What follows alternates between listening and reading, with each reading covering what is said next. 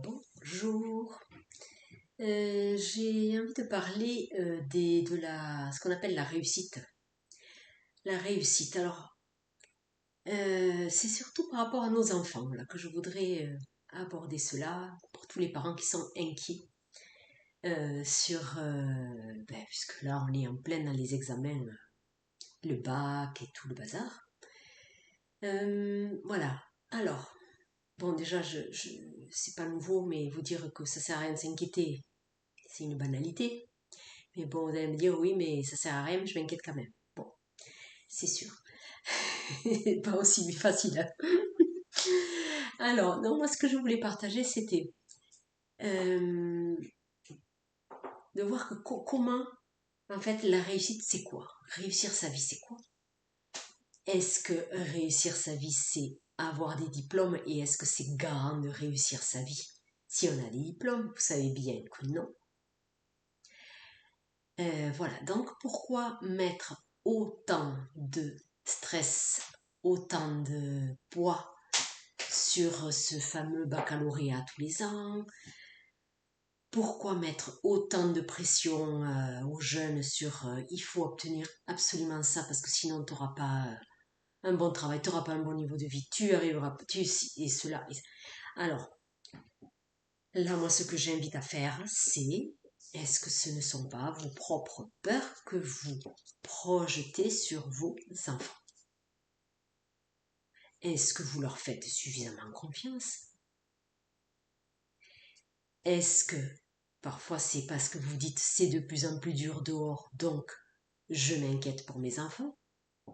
Alors, vos enfants, ils sont nés à cette époque, ils sont venus s'incarner dans cette période, donc moi j'ai un regard différent un peu sur ça, mais je voudrais vous le partager quand même. C'est si au niveau énergétique, ils sont venus, ils ont fait le choix de s'incarner dans cette période pleine de turbulences, eh bien c'est qu'ils ont la capacité, de trouver des solutions, ils ont la capacité eh bien de survivre, de très bien vivre, et peut-être même bien mieux que nous, parce qu'il y a beaucoup de jeunes qui refusent le modèle que nous on a suivi, et qu'il est normal que l'évolution fasse son job aussi à ce niveau-là. C'est-à-dire que on a tous eu des grands-parents qui ont eu des vies super difficiles, des conditions de travail super difficiles. On est bien content, nous, maintenant, hein, quelques générations après, d'avoir eu des conditions de travail plus faciles, les congés payés, les jours fériés, tout ce qu'on veut. Quand même, il y a eu des améliorations. Voilà, bon, ça, je parle un peu des acquis sociaux, etc. Mais là, maintenant, les jeunes, ils envisagent la vie d'une autre manière. Et peut-être que la plupart, ils n'ont plus besoin de ces diplômes qui sont devenus un peu obsolètes aussi. Il faut reconnaître que les diplômes, là, et l'enseignement, est-ce qu'il est d'actualité? Ben, si vous regardez un peu ce qui est enseigné à vos enfants, vous allez vous rendre compte que c'est vieillot, hein. Ils refont les bouquins, mais ils refont les bouquins avec les mêmes histoires, hein. Donc, bon, voilà, c'est loin d'être parfait. Donc, à un moment donné, il y a un décalage entre ces nouvelles générations qui arrivent là, avec une espèce d'intelligence déjà de la vie, qui ne correspond pas à cette intelligence scolaire. Et l'intelligence de vie de tous ces jeunes-là, elle est quand même à mettre au premier plan et à valoriser, plus que la réussite ou l'échec scolaire. Voilà. Moi, si je peux parler d'un niveau un peu personnel, de ce que je vois autour de moi, de mes proches, alors il y a tous les cas de figure. Il y a du sans diplôme, il y a du diplôme, il y a du bac, et il y a du bac plus 3. Eh bien, il n'y en a aucun des trois qui utilise son diplôme. Enfin, les deux, puisque, bon, troisième personne, elle a pas pu obtenir des diplômes en raison de problèmes de santé. Voilà, ça c'est à respecter aussi. Vous voyez, il y a des parcours. différents. Il faut respecter, on les aide du mieux qu'on peut, mais quand ça peut plus, ça peut plus. Je veux dire, voilà. Et puis il y a l'élan de chacun de se dire que, par exemple, il y en a qui veulent avoir le bac parce que bon, ils se disent au moins j'ai un diplôme, mais péniblement ils obtiennent un bac parce qu'ils veulent obtenir un bac, mais juste pour le principe. Et vous voyez, des diplômes obtenus comme ça, sans motivation, ça n'a pas trop de valeur, si ce n'est que bon, ça a une valeur sur un CV, ça c'est bien, hein, mais pour la personne, je ramène ça à la personne parce que moi c'est ça qui m'intéresse. Voilà, il y a beaucoup de jeunes démotivés parce qu'ils se disent, on leur demande de choisir un troisième déjà en seconde, ça y est, il faut déjà savoir dans quoi tu vas t'embarquer pour toute ta vie. Non mais arrêtons, c'est impossible. Déjà, à plus de 50 ans des fois, on ne sait même pas ce qu'on veut. Qu'est-ce que vous allez demander à un jeune de 15 ans de se projeter pour sa vie entière? Parce qu'après, c'est pas si simple de bifurquer, de prendre des passerelles pour changer de voie. Bon, alors tout se fait, hein, j'ai envie de dire. Tout se fait, mais bon, ça fait beaucoup stresser, voilà, cette affaire. Donc voilà, moi je m'adresse là aux parents d'essayer de pas trop vous inquiéter, d'essayer de faire confiance en vos enfants et à l'intelligence qui les habite, l'intelligence de vie. Parce que avec ou sans diplôme, les jeunes, ils sont, ils reçoivent de l'intuition. On a tous ce sixième sens qui s'appelle l'intuition. Il faut faire confiance à ça. Il faut faire confiance que chacun a son chemin à parcourir et que c'est pas en mettant la pression et en poussant à fond à avoir des diplômes et que le jeune n'a pas souhaité avoir. Je crois pas que ce soit à leur rendre service. Alors bon, faites-le si vous sentez que vous devez les pousser parce que quelquefois, ce chemin-là, il est quand même bon. Même s'il n'y a pas de diplôme au bout, bon, il peut avoir fait des bonnes rencontres, développer le mental, c'est quand même bien, acquérir des compétences, acquérir des connaissances, c'est quand même bien aussi.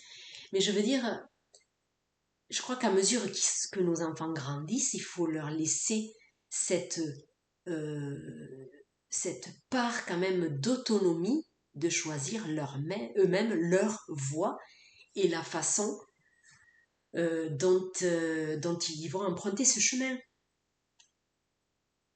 Voilà, parce que moi, quand j'entends qu'il y a des jeunes au lycée, que les parents les obligent encore à se coucher à 21 heures, alors je veux bien, hein, je suis pour l'hygiène de vie, mais alors,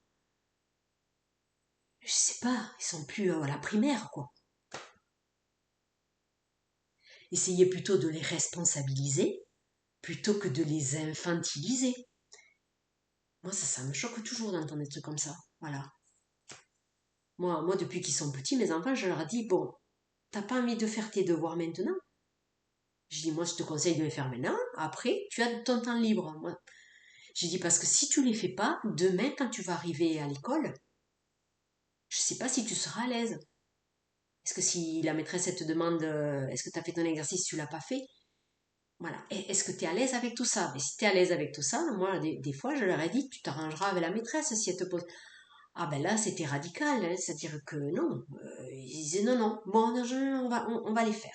Bon, mais ça, j'ai dit ça à chaque fois, c'est-à-dire, écoute, si tu veux pas, moi, je vais pas passer un mauvais moment à essayer de te convaincre de faire ton travail, quoi. Je veux dire, moi, je viens t'aider, mais si tu veux pas le faire, tu sais, il y aura des conséquences, peut-être. Voilà. Donc, moi, j'ai essayé toujours d'amener le fait que action-réaction. C'est-à-dire, tu fais ça, il y a des conséquences, tu fais mal ton boulot, il y a des conséquences. Si tu le fais bien, eh ben, tu auras peut-être plus de conséquences positives. Mais c'est à chacun d'expérimenter ça aussi. Voilà, moi, c'était ma théorie.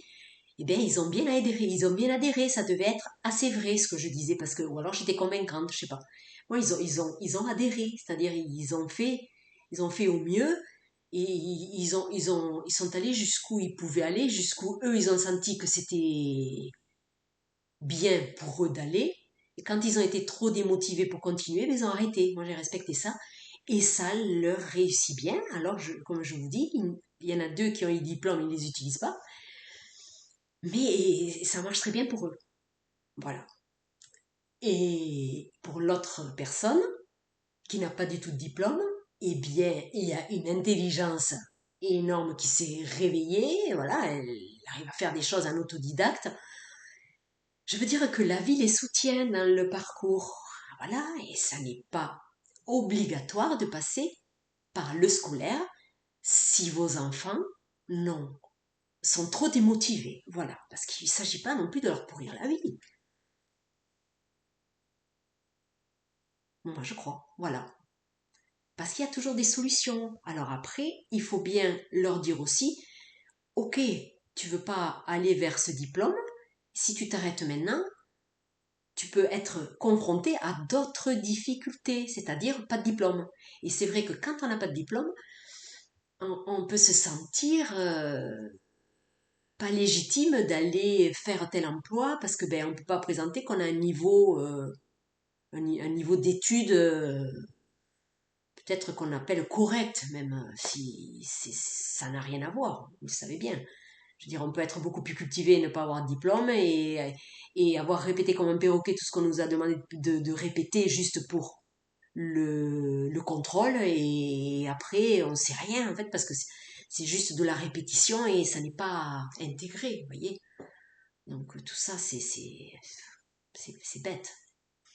Voilà, donc faites confiance à ce processus de la vie qui est intelligent, qui sait où il mène vos enfants, peut-être mieux que nous parents.